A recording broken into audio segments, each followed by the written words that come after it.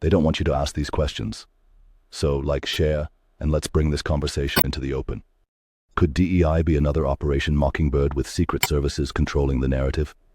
In the 1950s, the CIA launched Operation Mockingbird, a psychological operation designed to control the media and manipulate public opinion. Their strategy was simple but effective. Flood every major news outlet with the same narrative, discredit dissenting voices, and ensure the public believed exactly what they were told. It worked so well, most people never questioned it, until decades later, when it was exposed. But here's the real question. Did they ever stop, or did they just change the script? Because today, we're seeing something eerily familiar. D.E.I. Diversity, equity, and inclusion. A movement that, overnight, became the driving message in schools, corporations, media, and government. But is this truly about equality? Or is it another engineered narrative designed to reshape society? Look closely at the pattern. It's Mockingbird all over again. Suddenly, every institution from Fortune 500 companies to kindergarten classrooms echoes the same phrases. Diversity is our strength, equity above merit, inclusion over excellence. Not a suggestion. A script. When every major outlet, every celebrity endorsement, every corporate ad, and every government policy says the same thing, ask yourself, is this organic? And who's coordinating it? Back during Mockingbird, the CIA controlled journalists and TV anchors. Today, they control algorithms and content moderation policies. And here's the kicker. Who's running big tech?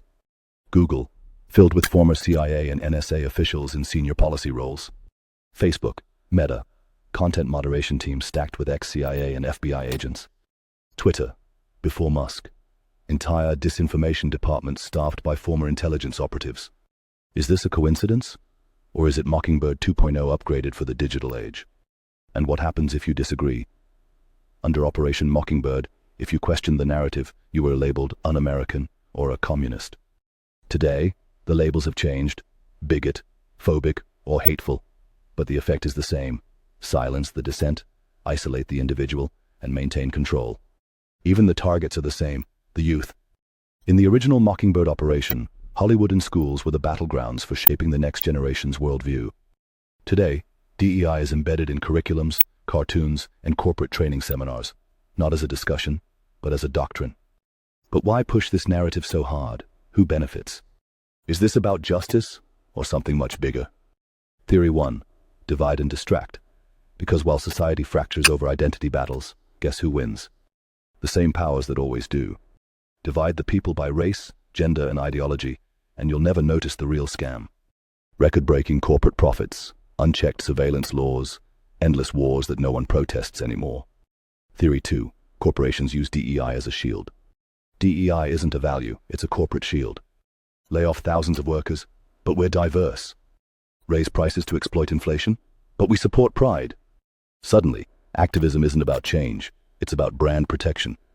Theory 3. Collapse meritocracy, collapse the West. But maybe the most dangerous effect is what happens inside our institutions. When identity overrides merit, the quality of leadership in education, medicine, and even national security collapses.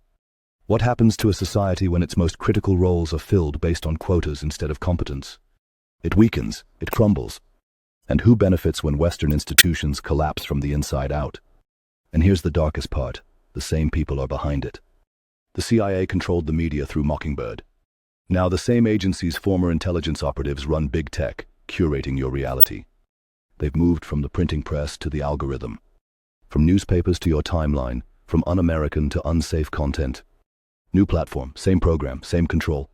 So, is DEI just Operation Mockingbird 2.0 with big tech as the CIA's new mouthpiece? Look at the pattern. Back then, the CIA infiltrated the press. Today, the CIA infiltrates big tech. Back then, dissenters were smeared. Today, dissenters are deplatformed. Back then, propaganda pushed Cold War loyalty. Today, propaganda pushes DEI conformity. But here's what they fear most: you noticing it. Mockingbird stayed hidden for decades. When the public found out, it was too late. So, what if we're living through its sequel right now? New tools, algorithms. New labels, DEI. Same agenda, control.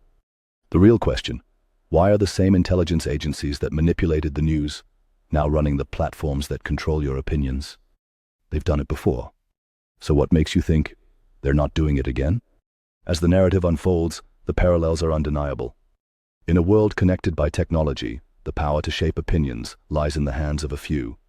The conversation must continue, as awareness breeds resistance. Only by questioning the narrative can we strive for true understanding and equality. Together, we can challenge the status quo and seek the truth behind the narratives.